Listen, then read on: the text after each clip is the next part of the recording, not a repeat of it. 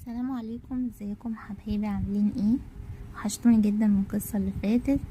ويلا نشوف قصتنا بتقول ايه النهاردة. بس قبل ما ابدأ القصة بدعوكم تصلوا على سيدنا محمد عليه افضل الصلاة والسلام في الكومنتات، وتستغفروا ربنا كتير في الكومنتات. صاحبة القصة بتقول: كنت عايشة انا وامي لوحدنا. بابا كان مطلق ماما، وهي اللي كانت بتشتغل وبتصرف عليا، وكبرتني وعلمتني احسن تعليم. بس عمري ما رضيت بحالي. كنت دايما ببص على عيشة اصحابي واقول اشمعنى انا مش زيهم. كل واحدة فيهم معاها باباها ومامتها وعلى طول معاها فلوس، في حين ان ما كنتش معايا فلوس حتى اجيب تيشيرت اروح بيه الجامعة. كان عندي واحدة صاحبتي حالها من نفس حالي، بس كانت عايشة لوحدها عشان امها اتجوزت بعد ابوها ما توفى. طبعا كانت مامتها بتخاف ان جوزها يبص لبنتها. كنت قريبة من صاحبتي دي جدا، ودايما بروح اقعد معاها في بيتها بحجة ان انا بنذاكر مع بعض. صاحبتي كانت بتطلع لايفات وبتكلم رجالة كتير قوي، وكانت دايما معاها فلوس كتير ما كنتش اعرف هي بتجيبها منين. وفي يوم كنت عندها ولقيتها بتقولي: مش ناوية بقى تطلعي من الفقر اللي انتي فيه ده؟ قلت لها: ما انتي عارفة ماما عمرها ما ترضى تخليني انزل اشتغل. قالت لي: شغل ايه وكلام فاضي ايه؟ انتي هتبقي قاعدة في مكانك ولا وهتفتحي لايف ولا هتنزلي ولا هتروحي في اي مكان، ومحدش هيشوفك. المهم اقنعتني وخلتني افتح لايف، وفهمتني كل حاجة عن البرنامج. بدأت اتشاف واللايف بتاعي طلع اكسبلور، وبقيت ترند واتشهرت جدا عشان كان شكلي حلو وكنت جميلة جدا. وفي يوم من الايام شاب طلب يخرج معايا، وقال انه جايب لي ايفون، وفضل يقول لي كلام حلو جدا.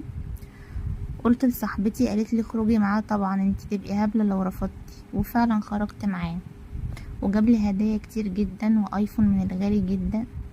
ولكن بعدها فضل يطلب مني صور طلبات غريبة عشان يجيب لي هدايا اكبر، وبعتله كل اللي هو عايزه.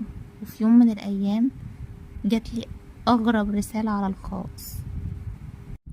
لقيت شخص داخل باكونت فيك وبيقول: انا ممكن اخليكي تكسبي 40,000 جنيه شهريا، وتسيبك بقى من شغل الشحاتة والدعم اللي بيجي بعد المحايلات والأحكام والخروجات مع الشباب. قلت له: ايه المقابل؟ قال لي: المقابل ان احنا هنخلي ناس تبعتلك دعم كبير جدا بالملايين، ولكن انت هتاخدي نسبة واحنا لنا الباقي. قلت له: ده غير 40,000 جنيه؟ قال لي: اكيد طبعا. قلت له: انا موافقة جدا. وفعلا بدأت افتح لايف، وكان بيجيلي في اللايف بتاعي حوالي 100 اسد. وفي وقت قليل جدا بقى عندي احسن شقة واحسن عربية، واتنقلت لمستوى ما كنتش احلم بيه. وفي يوم من الايام الشخص ده قال لي: يلا جهزي شنطتك علشان عندك سفر لدبي. قلت له: سفر ايه؟ مش انا شغلي على البرنامج؟ قال لي: لا، الفترة الجاية سفريات كتير جدا. وبالفعل قلت لماما اني هسافر تبع شغلي، وسافرت. ولما رحت دبي لقيت عربية فيها ناس معرفهاش جت اخدتني من عند المطار، ورحت المكان غريب ولقيت واحد بيقولي: بصي بقى، انت دلوقتي هتعرفي كل حاجة عن شغلنا، وهتوافقي على كل اللي بيطلب منك غصب عنك مش بمزاجك، وإلا هيكون التمن روحك ومفيش اختيار تاني. اوعي يا حلوة تكوني فاكرة الفلوس اللي بتقبضيها دي لله، ولا تكوني فاكرة انها حلال ومن عرقك وشقاكي. دي فلوس مخدرات وسلاح، وانتي اللي بتدخليها لنا مصر، يعني غسيل الاموال يا رحتنت. وضحك ضحكة شريرة. كنت هموت من الرعب، واتمنيت ان الزمن يرجع تاني ساعتها، بس هختار راحة البال، وكنت هفضل عايشة طول عمري وانا راضية بحالي. فوت من سرحاني وقلتله موافقة على كل اللي تطلبه، وبدأ يطلب مني اغرب طلب سمعته في حياتي. طلب مني ان اختار ناس معينة يكونوا فقراء جدا وملهمش اي حد يسأل عليهم، وقال لي هتقنعيهم انهم يبيعوا اعضائهم وهتغريهم بالفلوس، وقال لي هنديكي ملايين. وعملوا حفلة تكريم كبيرة جدا، وصوروني وانا ماسكة جوايز وذهب والماظ، ورجعت من الاحتفال وانا معايا هدايا بحوالي 10 مليون جنيه. كنت طول الوقت بعيط ومش عارفة هعمل كده ازاي، دي كارثة بكل المقاييس. ونزلت مصر وانا مفيش قدامي حل غير ان اتحول لمجرمة.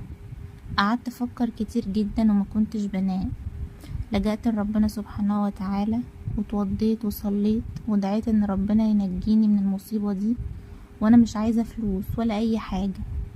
وتاني يوم سبت موبايلي واي حاجة تخصني، ونزلت من البيت وانا لابسة نقاب عشان محدش يعرفني، وركبت تاكسي ورحت اقرب اسم شرطة وحكيت كل اللي حصل معايا. الضابط قال لي انت هتعملي زي ما هم طلبوا وهتبلغينا بميعاد نزولهم وميعاد العملية. وبلغت الضابط بيوم العملية، واتقبض عليهم وعلى مدير المستشفى وعلى اللي زور اوراق التبرع وعلى الممرضة اللي كانت بتساعدهم. والحمد لله طلعت منها على خير، واتعلمت درس عمري كله ان مفيش حاجة في الدنيا دي بدون مقابل، وان التنازلات بتجيب تنازلات اكبر، وان الناس كلها عارفة طريق الحرام بس محدش بيروح للطريق السهل. الناس بتتعب وتشقى علشان تجيب فلوس بالحلال. وياريت البنات الصغيرة تتعلم من تجربتي وما تتخدعش زيي.